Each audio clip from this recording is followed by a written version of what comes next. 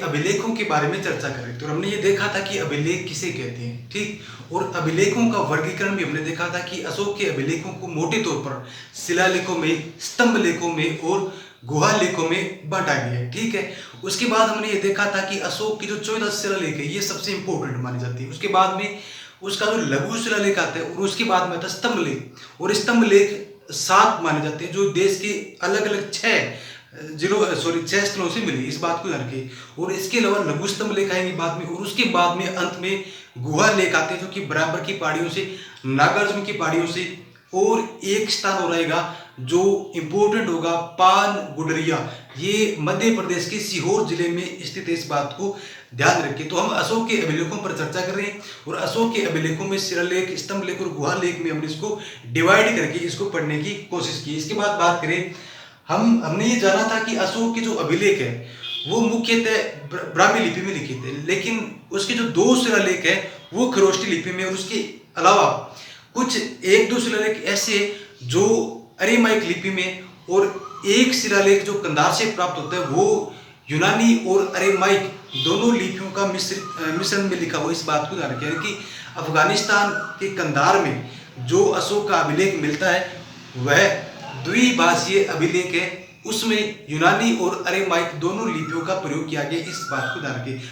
आप ध्यान रखना, क्योंकि ये जो कंधार अभिलेख है इसको अगर देखा जाए तो इसकी अवस्थिति का है अफगानिस्तान के इलाके में, और संयोग से या उस समय की अशोक के काल की बात करें तो उसमें वहां पे यूनानी लोग निवास करते थे, इस वजह से यूनानी लिपि का वहां प्रयोग किया गया। एक नंबर बात ही, यानी कि कंधार अभिलेख में यूनानी लिपि का प्रयोग करने का कारण ये कि वहां पर जो अधिकांश जो प्रजा थी वो कौन सी थी, यूनानी लोग थे, इस बात को। उसके बाद बात करें, थोड़ा नीचे आइए, पाकिस्तान में आइए, अफगानिस्तान से थोड़ा इधर पाकिस्तान में आएंगे तो पाकिस्तान में खरोष्टी लिपि के अभिलेख मिलेंगे। कारण क्या है, क्यों? क्योंकि इस खरोष्टी लिपि का भी संबंध किससे माना जाता है, ये दाई से बाई लिखी जाती है, और ईरानी जो लिपि है वो भी दाई से बाई लिखी जाती है, तो कहीं ना कहीं खरोष्टी ईरानी का संबंध हो गया। इस वजह से ये जो 2 अभिलेख मिलेंगे अपने को, ये जो शाहबाज गढ़ी और मानसरा वाले, तो ये खरोष्टी लिपि में होंगे। कारण ये क्योंकि ये जो यूनानी लोग रहते थे उनके आसपास ये जो अभिलेख मिलते हैं, और खरोष्टी लिपि का भी संबंध किससे, ईरान की लिपि से मान सकते हैं, इस वजह से ये जो 2 अभिलेख है ये खरोष्टी लिपि में मिलेंगे, ठीक है। उसके बाद में जो बाकी बचेंगे वो ब्राह्मी लिपि में अभिलेख शिलालेख आएंगे, इस बात को ध्यान रखिए। अब बात करते हैं 14 शिलालेखों में, ये जो 14 शिलालेख है इनमें क्या क्या लिखा गया है इस पे बात करेंगे। और ये शिलालेख देश के अलग अलग 8 स्थलों से हमें प्राप्त होते हैं, इसकी हमने चर्चा कर ली थी और इसकी ट्रिक भी देखी थी। उसके बाद में हम बात करेंगे लघु शिलालेख, और ये 2 की संख्या में प्राप्त होते हैं। कई विद्वान इनको 3 मानते हैं, लेकिन मुख्य तौर से इनको 2 ही माना जाता है। इसकी बात करें, ये जो लघु शिलालेख है ये देश की 19 स्थलों से प्राप्त होते हैं। पहले मैंने पिछली वीडियो में यहाँ पे लिखा था 8 लिखा था, लेकिन ध्यान रखिए 2021 तक के जो डाटा है वो 19 स्थानों से प्राप्त होते हैं, इस बात को ध्यान रखिए। और सबसे नया खोजा गया जो लघु शिलालेख है वो सन्नाती एक जगह का नाम है जो कि कर्नाटक में पड़ता है, इस बात को ध्यान रखिए।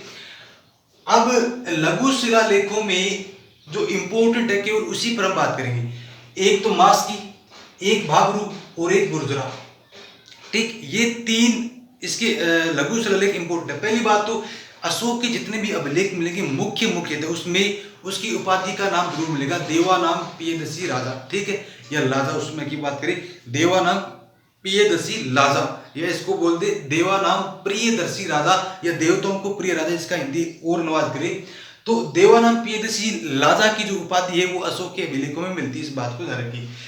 उसके बाद भाबरू की बात करें, अच्छा ये मास्की का संबंध कहां से, कर्नाटक के लिंगस्तूर जिले से, इस बात को ध्यान रखिए। और भाबरू ये इंपॉर्टेंट है, भाबरू लघु शिलालेख वेरी मोस्ट इंपॉर्टेंट, इस बात को ध्यान रखिए। क्यों?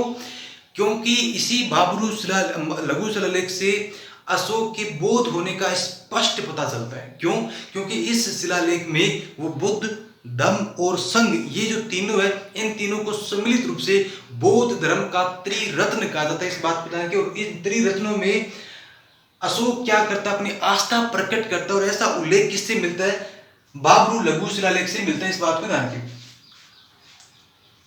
इसके अलावा बात करें गुर्जरा की, तो ध्यान रखिए गुर्जरा लघु शिलालेख में भी अशोक की जो नाम की उपाधि है देवानाम प्रियदर्शी राजा, वो यहाँ मिलती है।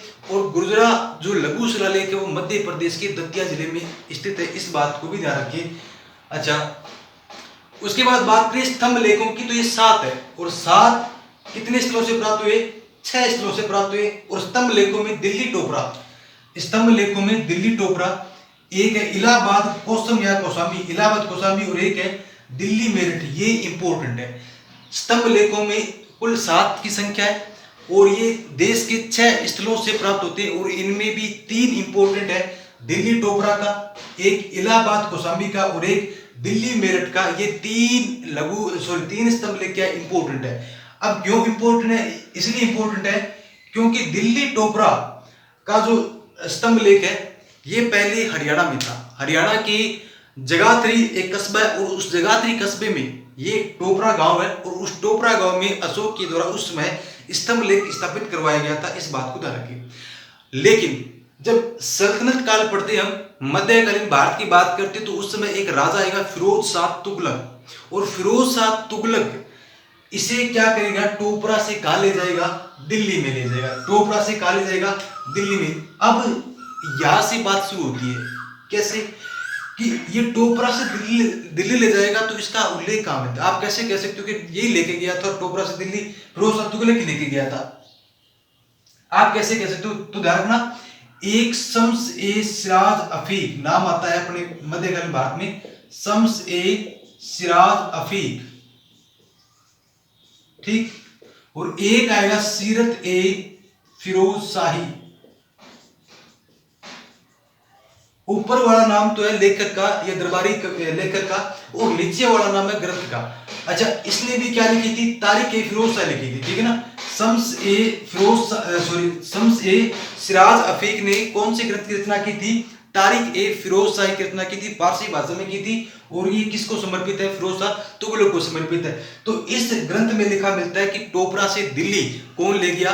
फिरोज शाह तुगलक ले गया। एक बात है। दूसरी बात इंपॉर्टेंट क्या है? सीरत ए फिरोज शाह, ये भी फारसी भाषा में लिखा गया, लेकिन इसका ग्रंथ अज्ञात है, इस बात को ध्यान रखिए। और सीरत ए फिरोज शाह में इसका चित्र मिलता है कि टोपरा से दिल्ली, ये जो स्तंभ लेख था, इसे टोपरा से दिल्ली किस में ले जाया गया? जलियान में ले जाया गया, इसका चित्र मिलता है, ठीक। और इसमें ये जो दिल्ली टोपरा स्तंभ लेख है, इसकी तुलना किससे की गई है?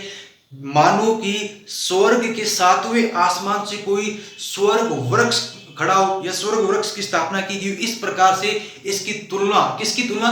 दिल्ली टोपरा स्तंभ लेख की तुलना की गई है सीरत ए फिरोज शाह ग्रंथ में। किससे की गई है? कि मानो कि स्वर्ग के 7वें आसमान से कोई देवता प्रकट हुआ और उसने स्वर्ग वृक्ष स्थापित कर दी, इस प्रकार से उसकी तुलना मिलती है। और जलियान में ले जाते हुए इसका चित्र भी मिलता है सीरत ए फिरोज शाह ग्रंथ में, सीरत ए फिरोज शाह ग्रंथ में। उसके बाद बात करें इलाहाबाद कौसाम्बी की, तो इलाहाबाद कौसाम्बी ये पहले कहाँ था? कौसाम्बी में था। कौसाम्बी कहाँ पड़ता है? यूपी में। और फिर कौसाम्बी के निकट का जो इलाका है प्रयाग, इलाहाबाद, वहां इसको स्थापित कर दिया गया। इसको स्थानांतरित करने का काम किसने करवाया? अकबर ने करवाया, इस बात को ध्यान रखिए। और इसमें थोड़ा ये ध्यान रखना कि इलाहाबाद कौसाम्बी पर क्या क्या उत्कीर्त है। एक तो अशोक का ही खुद का लेख उत्कीर्त है, इसके अलावा समुद्रगुप्त की प्रयाग प्रशस्ति जो थी वो इसी स्तंभ पर ही उत्कृत है। दूसरी बात, दिल्ली और मेरठ की बात करें तो इसे भी मेरठ से दिल्ली किसने स्थानांतरित करवाया? फिरोज शाह तुगलक ने स्थानांतरित करवाया था, इस बात को ध्यान रखिए। इसके अलावा और बात करें, लघु स्तंभ लेख में इलाहाबाद कोसम मुख्य है, और इसके अलावा रुक्मिणदेही लघु स्तंभ लेख भी क्या है? महत्वपूर्ण है। क्यों महत्वपूर्ण है? पहली बात, इलाहाबाद कोसम जो स्तंभ लेख है इसको रानी का अभिलेख के नाम से भी जानते हैं। क्यों? क्योंकि अशोक की जो एक रानी थी कारुबाकी या चारुबाकी, उसके द्वारा बौद्ध संघ को या आजीविकों को जो दान दिया गया था, उस दान का विवरण इस पर मिलता है। इस वजह से इसे रानी का अभिलेख के नाम से भी पुकारा जाता है। इसके बाद में बात करें, रुक्मिणदेही स्तंभ लेख भी बहुत महत्वपूर्ण है। ये ध्यान रखना, बहुत महत्वपूर्ण इसलिए क्योंकि एक नंबर बात तो ये कि इस पर साफ शब्दों में लिखा गया है कि हिद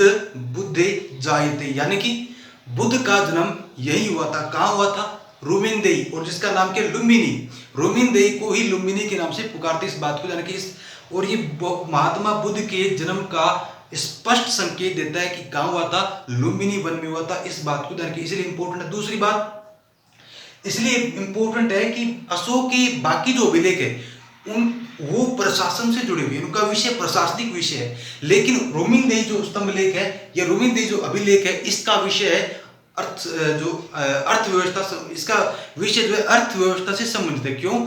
क्योंकि इसमें जब अशोक गया था रोमिनदेही, तो वहां पर एक तो धार्मिक जो कर था बलि, उसको क्या कर दिया गया था, माफ कर दिया गया। इसके अलावा जो राजस्व कर था वो 1/6 से घटा करके क्या कर दिया गया, 1/8 कर दिया गया।